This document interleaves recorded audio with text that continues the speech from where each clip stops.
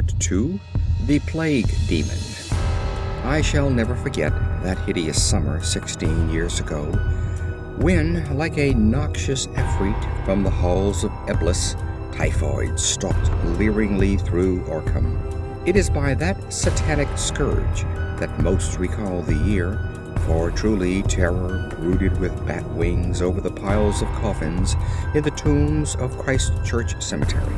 Yet for me there is a greater horror in that time, a horror known to me alone now that Herbert West has disappeared.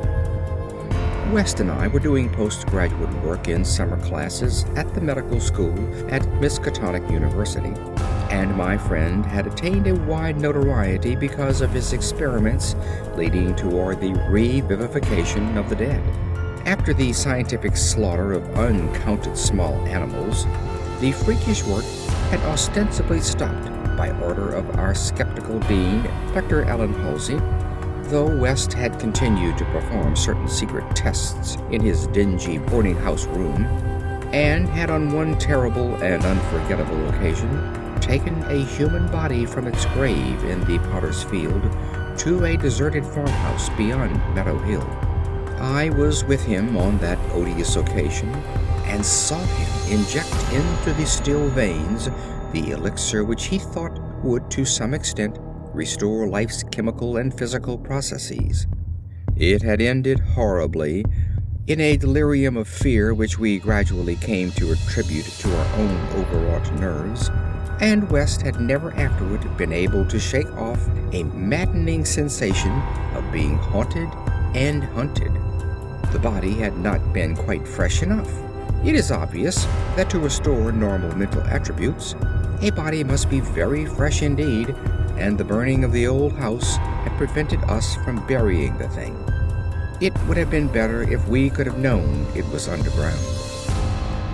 After that experience, West had dropped his researches for some time, but as the zeal of the born scientist slowly returned, he again became importunate with the college faculty, pleading for the use of the dissecting room and of fresh human specimens for the work he regarded as so overwhelmingly important. His pleas, however, were wholly in vain, for the decision of Dr. Halsey was inflexible, and the other professors all endorsed the verdict of their leader. In the radical theory of reanimation, they saw nothing but the immature vagaries of a youthful enthusiast, whose slight form, yellow hair, spectacled blue eyes, and soft voice gave no hint of the supernormal, almost diabolical, power of the cold brain within. I can see him now as he was then, and I shiver. He grew sterner of face, but never elderly, and now Sefton Asylum has had the mishap and West has vanished. West clashed disagreeably with Dr. Halsey near the end of our last undergraduate term in a wordy dispute that did less credit to him than to the kindly dean in point of courtesy. He felt that he was needlessly and irrationally retarded in a supremely great work, a work which he could of course conduct to suit himself in later years, but which he wished to begin while still possessed of the exceptional faculties of the university. That the tradition-bound elders should ignore his singular results on animals and persist in their denial of the possibility of reanimation was inexpressibly disgusting and almost incomprehensible to a youth of West's logical temperament. Only greater maturity could help him understand the chronic mental limitations of the professor-doctor type, the product of generations of pathetic puritanism. Kindly, conscientious, and sometimes gentle and amiable, yet always narrow, intolerant, custom-ridden, and lacking in perspective. Age has more charity for these incomplete yet high-souled characters, whose worst real vice is timidity, and who are ultimately punished by general ridicule for their intellectual sins. Sins like Ptolemism, Calvinism, anti-Darwinism, anti-Nietzscheism, and every sort of Sabbatarianism and sumptuary legislation. West, young despite his marvelous scientific acquirements, had scant patience with good Dr. Halsey and his erudite colleagues, and nursed an increasing resentment coupled with a desire to prove his theories to these obtuse worthies in some striking and dramatic fashion. Like most youths, he indulged in elaborate daydreams of revenge, triumph, and final magnanimous forgiveness. And then had come the scourge, grinning and lethal, from the nightmare caverns of Tartarus. West and I graduated about the time of its beginning, but had remained for additional work at the summer school, so that we were in Arkham when it broke with full demoniac fury upon the town. Though not as yet licensed physicians, we now had our degrees and were pressed frantically into public service as the numbers of the stricken grew. The situation was almost past management, and deaths ensued too frequently for the local undertakers fully to handle. Burials without embalming were made in rapid succession, and even the Christ Church Cemetery receiving tomb was crammed with coffins of the unembalmed dead. The circumstance was not without effect on West, who thought often of the irony of the situation. So many fresh specimens, yet none for his persecuted researches. We were frightfully overworked, and the terrific mental and nervous strain made my friend brood morbidly. But West's gentle enemies were no less harassed with prostrating duties.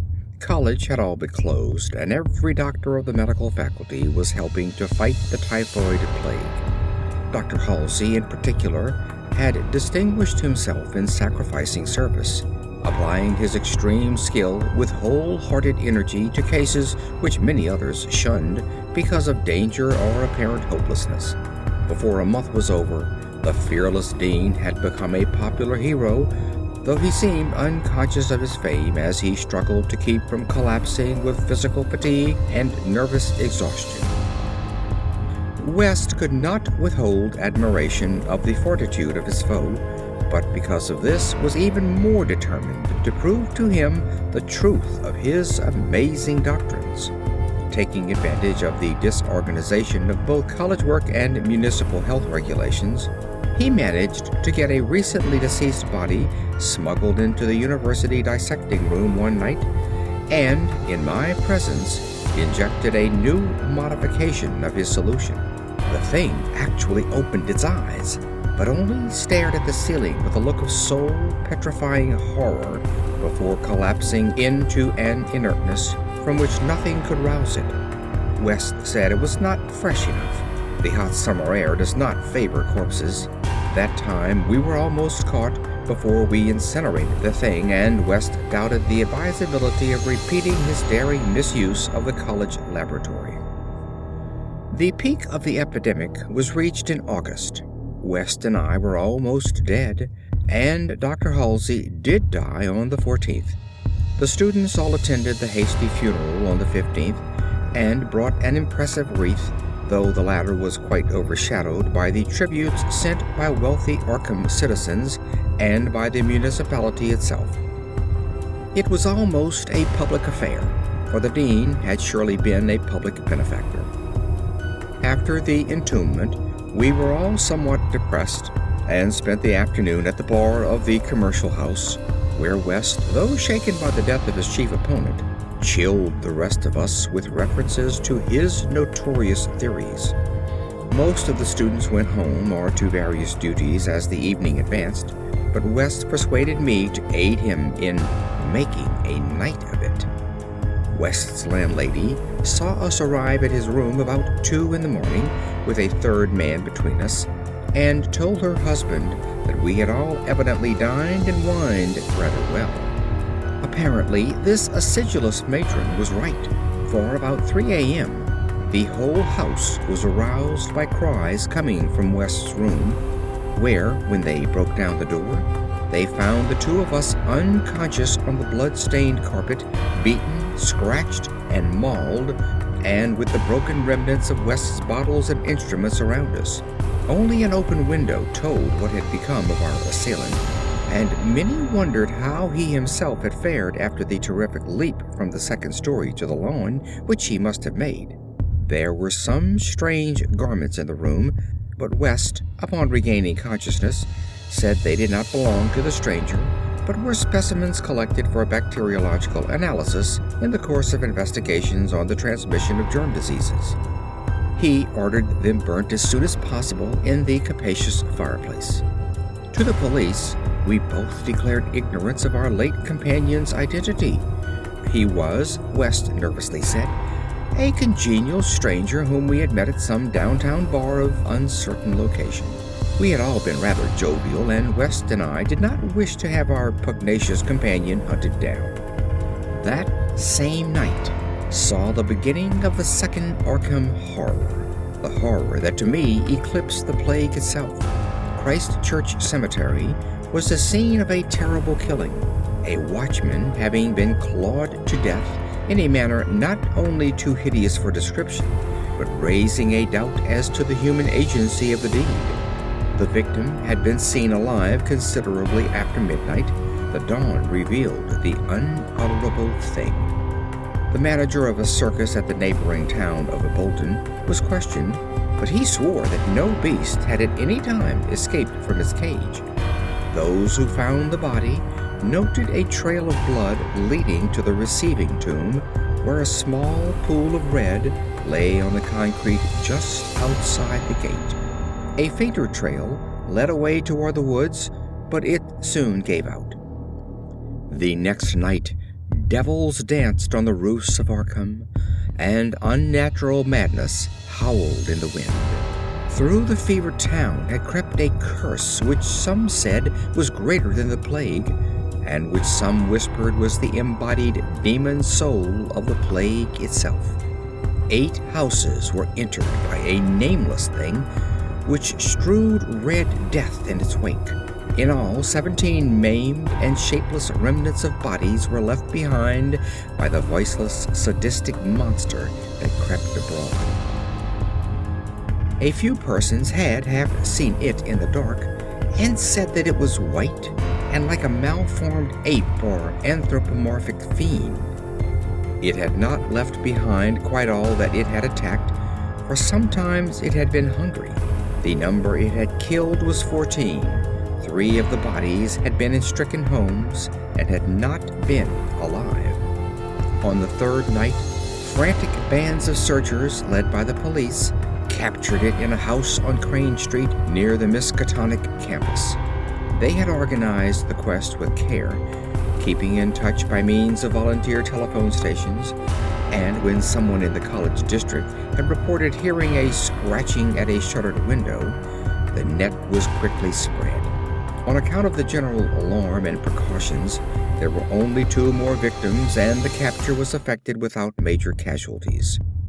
The thing was finally stopped by a bullet, though not a fatal one, and was rushed to the local hospital amidst universal excitement and loathing, for it had been a man. This much was clear, despite the nauseous eyes, the voiceless simianism, and the demonic savagery. They dressed its wounds and carted it to the asylum at Sefton, where it beat its head against the walls of a padded cell for 16 years, until the recent mishap, when it escaped under circumstances that few like to mention. What had most disgusted the searchers of Arkham was the thing they noticed when the monster's face was cleaned, the mocking, unbelievable resemblance to a learned and self-sacrificing martyr who had been entombed but 3 days before.